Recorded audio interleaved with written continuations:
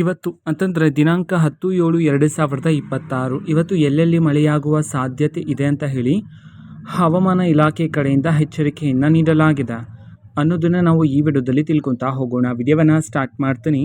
ಅದಕ್ಕಿಂತ ಮೊದಲು ನೀವಿನ್ನೂ ನಮ್ಮ ಚಾನೆಲ್ಗೆ ಸಬ್ಸ್ಕ್ರೈಬ್ ಮಾಡದೇ ಇದ್ದರೆ ಈ ಕೂಡಲೇ ಚಾನೆಲ್ಗೆ ಸಬ್ಸ್ಕ್ರೈಬ್ ಮಾಡ್ಕೊಳ್ಳಿ ಮತ್ತು ಲೈಕ್ ಮಾಡಿ.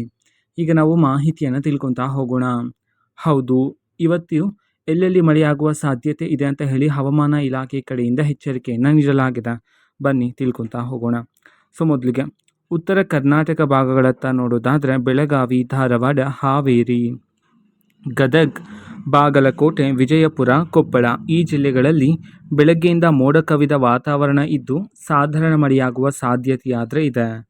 ನಂತರ ಕಲಬುರಗಿ, ಯಾದಗಿರಿ, ಬೀದರ್, ರಾಯಚೂರು ಈ ಜಿಲ್ಲೆಗಳ ಅಲ್ಲಲ್ಲಿ ಗುಡುಗು ಮಿಂಚು ಸಹಿತ ಮಳೆಯಾಗುವ ಸಾಧ್ಯತೆ ಆದರೆ ಇದೆ. ನಂತರ ಮಧ್ಯ ಕರ್ನಾಟಕ ಭಾಗಗಳತ್ತ ನೋಡೋದಾದರೆ ದಾವಣಗೆರೆ, ಶಿವಮೊಗ್ಗ, ಚಿತ್ರದುರ್ಗ, ಚಿಕ್ಕಮಗಳೂರು ಈ ಜಿಲ್ಲೆಗಳಲ್ಲಿ ಉತ್ತಮ ಮಳೆಯಾಗುವ ಸಾಧ್ಯತೆ ಇದ್ದು, ಮಲೆನಾಡಿನ ಭಾಗಗಳತ್ತ ನೋಡೋದಾದರೆ ಕೊಡಗು, ಹಾಸನ, ಚಿಕ್ಕಮಗಳೂರು ಈ ಜಿಲ್ಲೆಗಳಲ್ಲಿ ಮೋಡ ಕವಿದ ವಾತಾವರಣ ಇದ್ದು ಮಧ್ಯಮದಿಂದ ಭಾರೀ ಮಳೆಯಾಗುವ ಸಾಧ್ಯತೆಯಾದರೆ ಇದೆ.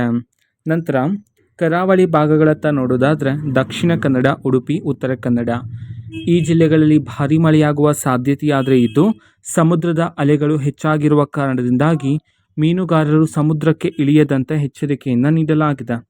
ನಂತರ ದಕ್ಷಿಣ ಒಳನಾಡಿನ ಭಾಗಗಳಾದ ಬೆಂಗಳೂರು ನಗರ, ಬೆಂಗಳೂರು ಗ್ರಾಮಾಂತರ, ರಾಮನಗರ, ಮಂಡ್ಯ, ಮೈಸೂರು, ತುಮಕೂರು, ಕೋಲಾರ, ಚಿಕ್ಕಬಳ್ಳಾಪುರ, ವಿಜಯನಗರ ಈ ಜಿಲ್ಲೆಗಳಲ್ಲಿ ಸಂಜೆ ಅಥವಾ ರಾತ್ರಿ ವೇಳೆಗೆ ಗುಡುಗು ಮಿಂಚಿನ ಸಮೇತ ಸಾಧಾರಣ ಮಳೆಯಾಗುವ ಸಾಧ್ಯತೆ ಇದೆ ಅಂತ ಹೇಳಿ ಹವಾಮಾನ ಇಲಾಖೆ ಕಡೆಯಿಂದ ಎಚ್ಚರಿಕೆಯನ್ನು ನೀಡಲಾಗಿದೆ.